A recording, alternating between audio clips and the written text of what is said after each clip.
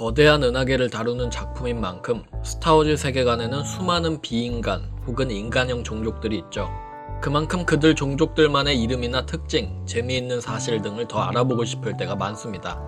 그래서 준비했습니다. 스타워즈 속 외계 종족들만을 파헤쳐보는 외계 종족 가이드. 그 첫 번째 주인공은 요다의 종족입니다. You knew Master Yoda. Yes. He taught almost all of the younglings in the temple at one point or another. Kanan described him to me. Small, green, and wrinkly with pointy ears. But he didn't know what he was really like. I'm not sure anyone did. 완전히 성장한 후에도 인간 아이 정도의 키에 녹색 피부를 지닌 장수 종족, 제다이 그랜드 마스터 요다, 마스터 야들, 그로구 등 포스에 강력히 감응하는 이들을 배출한 이들은 스타워즈 은하계에서 가장 미스테리한 종족입니다. 출신 행성과 이들의 이름조차도 알려지지 않아 간단하게 요다의 종족이라 불리는 이들은 평균 신장이 70cm 정도이며 얼굴에서는 녹색 피부에 큰 눈, 유난히 많은 얼굴주름, 그리고 뾰족하고 긴 귀가 특징입니다. 이들의 귀는 자신의 감정에 따라 축 처지거나 쫑긋 치켜 올라오기도 하는데요. 머리카락의 경우에는 남성들은 머리와 긴 귀에 드문드문 얇게 자라나지만 여성들은 더 굵고 길게 자라나는 것으로 추정됩니다. 손과 발에는 모두 3개의 손가락과 발가락이 달려 있습니다. 발가락의 경우 이들은 새들처럼 발 뒤꿈치에 작은 것이 하나 더 달려 있어 정확히 말하자면 4개죠. 이빨은 날카로우며 육식성을 하는데 특히 양서류종에 큰 반응을 합니다. 또한 은하 표준어를 할 수는 있지만 선천적인지 후천적인지 모를 이유로 도치법을 써서 말을 합니다.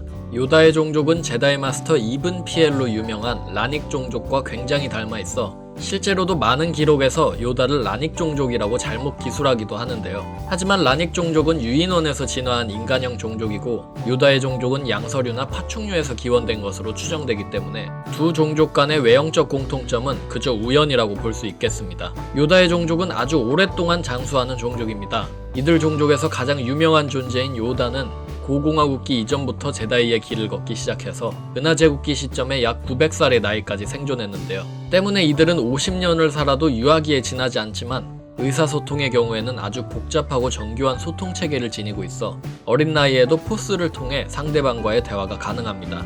50살까지 유아기로 취급되지만 요다의 경우 100살이 되는 해부터 제다이를 가르치기 시작했다고 하기 때문에 100살 정도가 되면 어느 정도 성체로 취급받는 것으로 추정됩니다.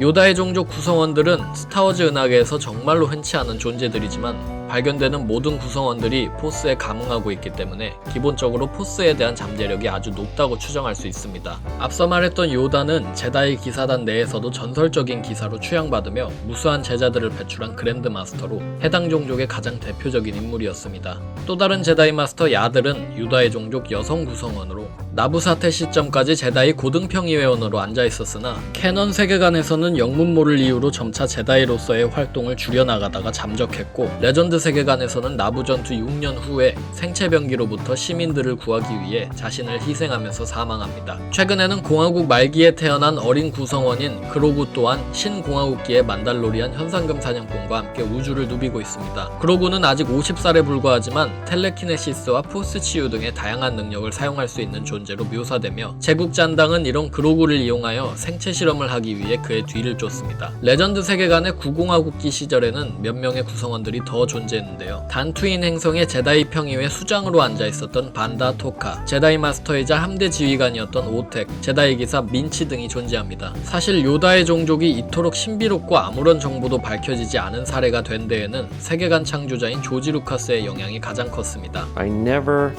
really figured out where he came from, what his species is called. It doesn't even have a name. So he's a mystery character. He's a magical character. He has no background. He comes and he goes. 조지 루카스는 요다 그리고 그의 종족이 하나의 수수께끼로 남길 바랐습니다. 때문에 종족의 이름, 역사, 기원을 절대로 그 어떤 매체에서도 밝히지 말 것을 당부했죠. 보이지 않는 위험에서 야들이 처음 등장했을 때도 루카스 필름 측이 굉장히 회의적이었을 정도로 이 건에 대해서는 조심스러웠습니다. 이 정도로 함구령이 내려진 설정은 스타워즈 세계관에서도 굉장히 이례적인 사례이기 때문에 스타워즈 프랜차이즈가 신작 드라마인 더 만달로리안에서 메인 캐릭터로 그로구를 냈을 당시 스타워즈의 오랜 팬도 스타워즈에 처음 입문한 팬들도 다들 놀랐던 것 같습니다. 스타워즈 종족 가이드는 계속됩니다. 다음 가이드에서 만나보고 싶은 종족이 있다면 댓글로 남겨주세요. 가장 반응이 좋은 종족부터 가이드 시리즈를 이어나가겠습니다. 오늘의 영상은 여기까지입니다. 채널 구독하기와 영상 좋아요를 눌러주시면 저에게 큰 힘이 됩니다.